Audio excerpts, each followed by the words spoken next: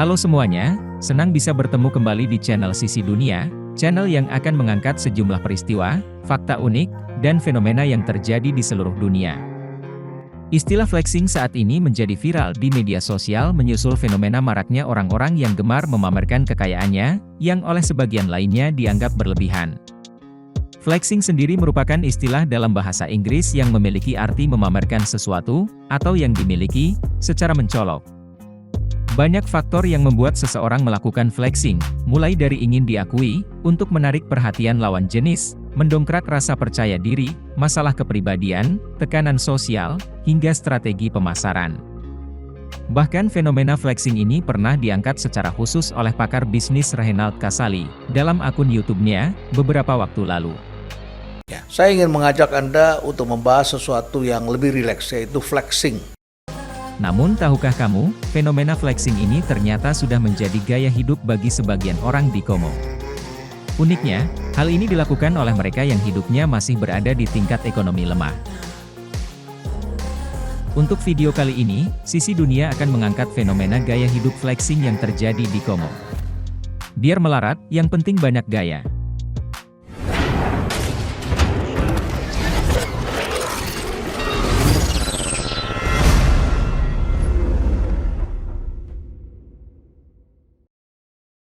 Di Kongo, yang menjadi salah satu negara miskin di dunia, ternyata telah berkembang gaya hidup flexing, di mana orang-orangnya berpakaian perlente ala Crazy Rich, di tengah kampung yang kumuh. Gaya hidup tersebut, di sana dikenal dengan istilah lasape. Lasape sendiri merupakan singkatan dari Société des Ambianceurs et des Personnes Elegantes, atau Society of Atmosphere Setters and Elegant People. Gaya hidup lasape ini berpusat di kota Kinshasa dan Brazzaville, Kongo. Penganut lasape dijuluki sever untuk laki-laki, dan sepus untuk perempuan. Menurut keterangan Tariq Zaidi, penulis buku soal lasape, seorang seper rela menabung selama bertahun-tahun demi mengumpulkan uang hingga $2.000 Amerika, atau sekitar 28 juta rupiah, hanya untuk bisa membeli jas mahal rancangan desainer ternama. Menariknya, meski kondisi ekonomi mereka bisa dikatakan melarat, namun bagi mereka, haram bila membeli barang-barang KW atau palsu. Lasape sudah berkembang layaknya seperti agama di Kongo.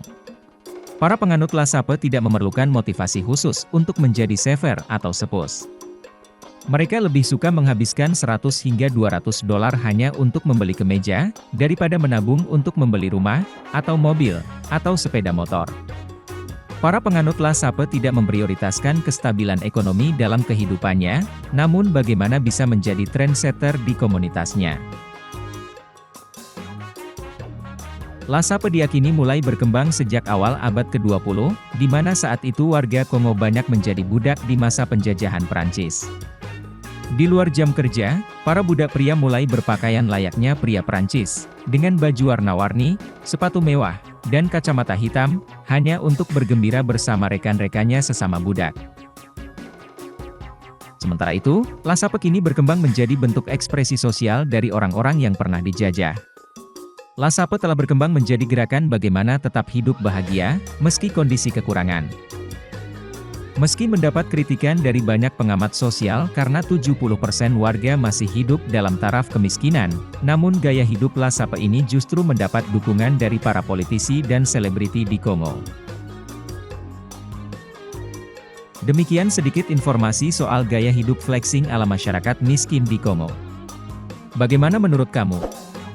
Jangan lupa subscribe, like, dan share bila kamu anggap video ini menarik.